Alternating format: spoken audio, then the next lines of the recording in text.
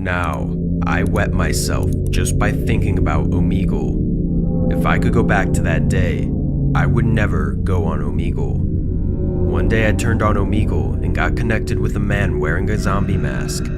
I heard his voice behind the mask. "Oh, hey, you're either very lucky or unlucky to meet me on Omegle." He lowered the camera slightly, and behind the man, one person was rolling around on the floor, grabbing his face. He was letting out a great, painful groan. I was shocked and shortly tried to leave the chat room right away, but he continued talking. "Aren't you curious why this guy is doing this?" I was trembling silently without saying anything. Why didn't I leave the room that time? I think it was just because I was so curious, to be honest.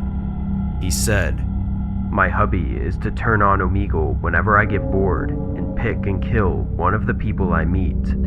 There are so many different people in this world. Do you know how thrilling it is to be able to choose the one you want? It's easy to find the IP address like this."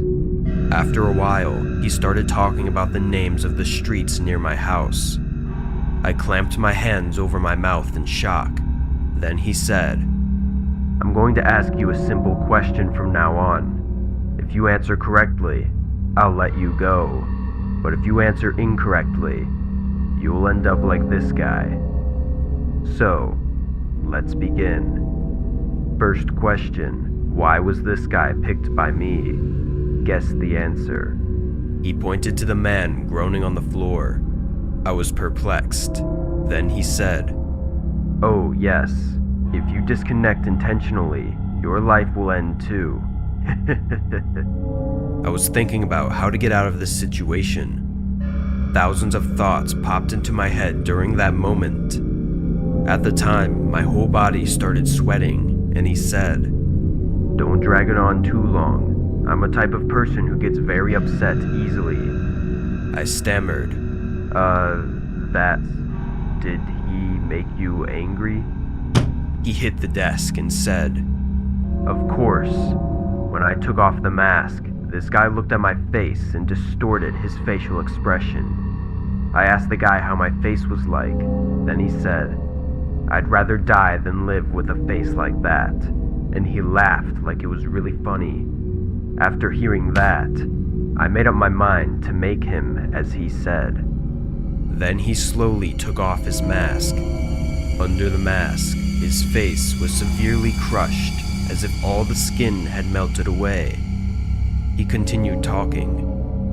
"I went to his house and poured hydraulic acid on his face to make it look the same. Then he grabbed my leg, saying, 'Please save me.'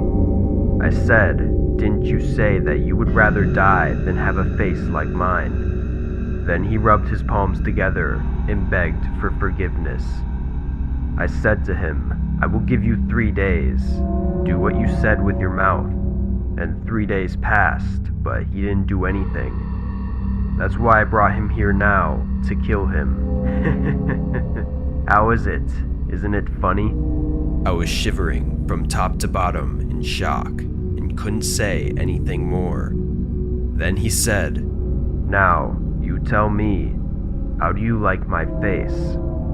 He was smiling brightly with a blood-stained face. When I hesitated, he held up a piece of paper with my home address, which was written on it. "Tell me right now. If you don't answer, I'll get to you now."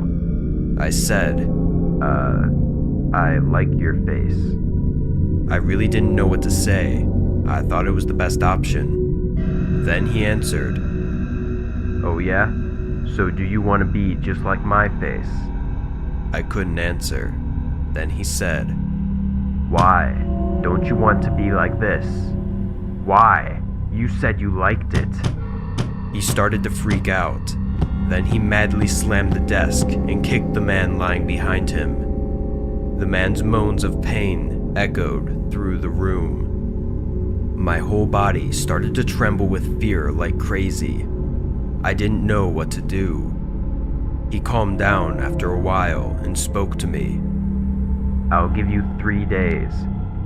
You too, you must pour hydraulic acid on your face and make yours look like mine. I'll be at your house in 3 days. If you don't make your face look like this, you will die. Keep what you said. You said you liked this face." And I lost connection with him. I panicked. I didn't know what to do. I reported it to the police. However, since there was no evidence, the police only told me to contact them immediately if anything happens. On the third day, on my way back from work, I saw a man wearing a zombie mask and wandering around in front of my house. That almost made my heart stop. I immediately called the police. Luckily, he was immediately caught by the police. He was holding hydraulic acid. However, he told the police that he was also a victim and that he was just doing what he was told. He said that a man he met on Omegle threatened him, saying, "I will kill you unless you do what I order."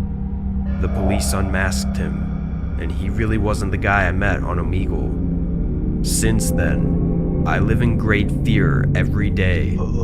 But after a while, I heard that the man who came to our house had been hit in his face with hydraulic acid. The police struggled to catch the criminal. I moved out right away. A few months later, I heard shocking words along with the news that the criminal has been caught by the police. It was revealed that the criminal had so far sprayed hydraulic acid on 7 people and killed 1. The fact that I was also so close to the tragedy made me sit down on the spot, and I couldn't get up for a long time. After that day, I never talked to a stranger on the internet again.